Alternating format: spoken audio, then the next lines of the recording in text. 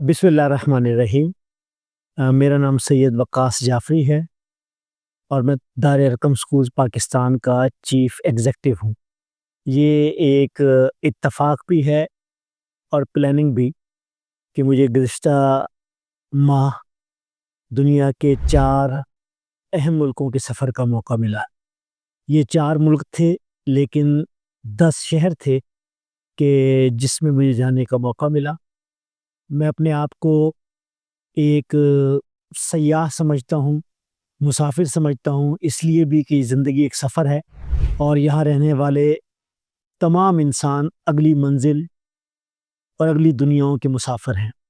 और सफ़र इसलिए भी ज़रूरी है कि सफ़र वसीला ज़फ़र भी है, हसूल इल्म का ज़रिया भी है।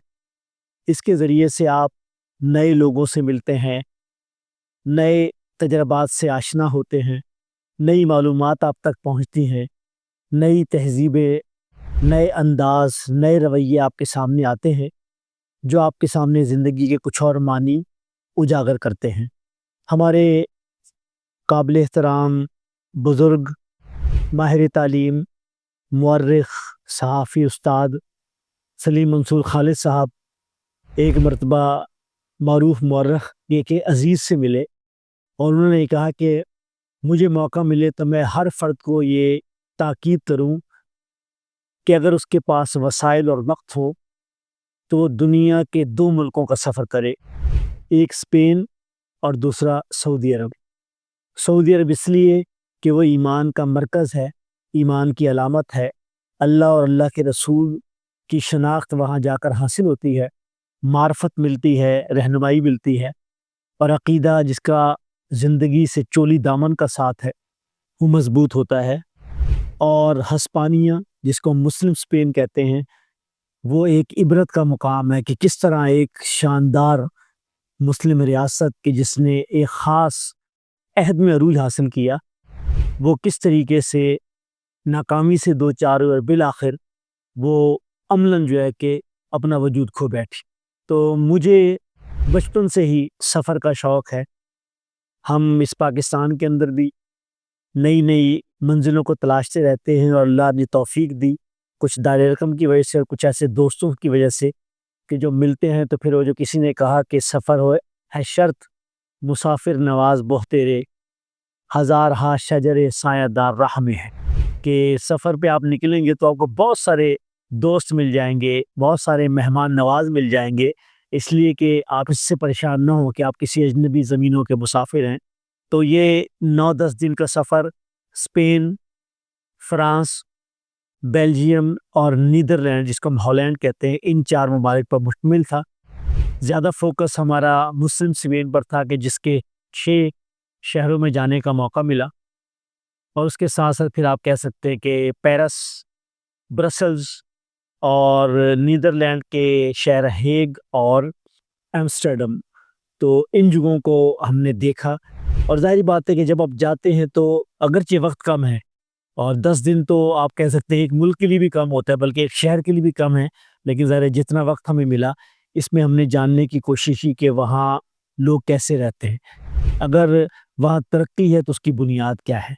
अगर उसके मुकाबले के अंदर हमारे मुआशरे के कोई मज़बूत पहलू हैं, तो हमारा ईमान और यकीन अपनी तहज़ीब, अपने अक़दार पर, अपने अक़ीदे पर मज़बूत भी हो और अगर कोई चीज़ सीखने वाली है तो वहाँ से सीखी भी जा सके। और बतौर एक तालिब इल्म के मैंने ये जानने की भी कोशिश की कि वहाँ की नई नस्ल, वहाँ की नौजवान नस्ल, वहाँ के तालीमी इदारे किस तरह के माहौल में वो परवान चढ़ रहे हैं, वो कौन-सी चीज़ है कि जिसके नतीजे में वो दुनिया में अभी भी हमसे बहुत ज़्यादा आगे हैं। तो ये वो मकसद था कि जो मुझे कशा-कशा लिए चला जाता है दुनिया के मुख्तलिफ मुल्कों की तरफ। अब ज़ाहिर बात है कि इस थोड़े से वक़्त के अंदर ये बताना तो मुश्किल है, लेकिन मैं इतना बताना चलूँ कि ये लगभग आप कह सकते हैं कि कोई 2500 किलोमीटर का सफ़र था, कि जो ज़्यादातर हमने बाई रोड किया या आप कह सकते हैं कि बाई ट्रेन किया। यानी इसके ज़रिए से भी जब आप पब्लिक ट्रांसपोर्ट पे सफ़र करते हैं तो आपको ज़्यादा वो शहर आपको खुशामदीद कहते हैं, उनका कल्चर, उसकी तहज़ीब, उसका बूदो-बाश जो है उससे आप हम-आहंग होते हैं। अगर आप हवाई सफ़र करते हैं तो ज़ाहिर है वो आपका वक़्त तो बचाता है यकीनन, लेकिन उसके नतीजे के अंदर आप اس معاشرے میں رچنے بسنے کا موقع جو نہیں حاصل کر پاتے. تو یہ سفر ہم نے کیونکہ زیادہ بائی روڈ کیا، اور اس میں دونوں طرح کے ذائقے موجود ہے. ایک حصہ وہ تھا کہ جہاں ہزارہ شجر سایہ دار راہ میں ہے، کہ جہاں قدم قدم پر ہمیں دوست ملے، مہمان نواز ملے، ساتھی ملے، کہ جنہوں نے ہماری رہنمائی کی اور ہمیں وہ لے کر گئے. ہم ان کی بھی ممنون ہیں. لیکن آدھا سفر ایسا بھی تھا کہ جس میں ہر چیز ہم نے خود ہی کی ہے، کہ گاڑیاں تلاش کرنے سے لے کر اس شہر کے اندر راستے تلاش کرنے تک، اس شہر میں پائی جانے والے اہم تاریخی عمارات ہوں، اور چاہے وہاں حلال کھانے پینے کی جو کہ دکانیں ان کو تلاش کرنے کے لیے. تو گویا آپ یہ سمجھ سکتے ہیں کہ اس میں ہر طرح کا ایک ٹیسٹ جو ہے کہ موجود تھا، کہ جس سے ہمیں جاننے کا موقع ملا. اور دو تین چیزیں بس میں کہتے اپنی بات کو اختتام کی طرف لے کر جاؤں گا. کہ سب سے بنیادی چیز تو یہ ہے کہ جب آپ معاشرے کے تمام افراد کے اندر ایک احساس ملکیت دے دیتے ہیں، تو پھر لوگ اس سوسائٹی، اس سماج، اس معاشرے کو قبول کر لیتے ہیں. یہی وجہ ہے کہ اس معاشرے میں اگر قانون کی بالادستی ہے، اگر ڈسپلن پایا جاتا ہے، اگر آپ سمجھے کہ اس کو سنبھالنے کی اگر بات ہے، تو اس کا مطلب یہ کہ وہ اس کو اون کرتے ہیں. یعنی وہ صرف اپنے گھروں کو اور اپنے اولاد اور والدین کو اور محض اپنی بلونگنگز اور اپنی ملکیتی اشیاء کو نہیں کرتے، وہ پورے معاشرے کو اون کرتے ہیں. اس لیے سڑکیں بھی ان کی ہیں، پبلک ٹرانسپورٹ بھی ان کی ہے، پلے گراؤنڈز بھی ان کے ہیں، ٹورسٹ پلیسز بھی ان کی ہیں. اس لیے آپ کو ہر جگہ پر اگر ایک چیز نظر آتی ہے تو وہ یہ ہے. باقی انسانوں کے ساتھ مسائل ہر جگہ موجود ہیں، اس میں ہر طرح کے مسائل ہیں، اور شاید کچھ مسائل ہمارے روایتی مسلمان معاشروں سے زیادہ ہیں کہ جس پر بات کی جا سکتی ہے. لیکن مجھے ایک چیز جو نظر آتی ہے، وہ دوسری بات ہے کہ انہوں نے اپنے مسائل کا حل کرنے کا سلیقہ تلاش کر لیا ہے، انداز سما کے. یعنی ہم نصف صدی نہیں بلکہ تقریباً ہم جو ہے کہ 100 سال کی طرف جا رہے ہیں، ایک سینچری کی طرف جا رہے ہیں. لیکن انہوں نے کچھ جو ہے کہ بدترین تجربات اور جنگوں کے بعد انہوں نے طے کر لیا کہ مسائل کو حل کیا کہ کیسے کیا جا سکتا ہے. اور اس لیے آپ یہ دیکھتے ہیں کہ میں ان 4 ملکوں میں گیا ہوں، اور مجھے کسی بھی جگہ پر یہ بتانے کی ضرورت نہیں پیش آئی کہ کون اور کہاں آ رہے ہو، کہاں سے جا رہے ہو. اس لیے کہ انہوں نے نظام کو ایسا بنا دیا کہ ایک عام آدمی کے لیے سہولیات کو ممکن بنا دی.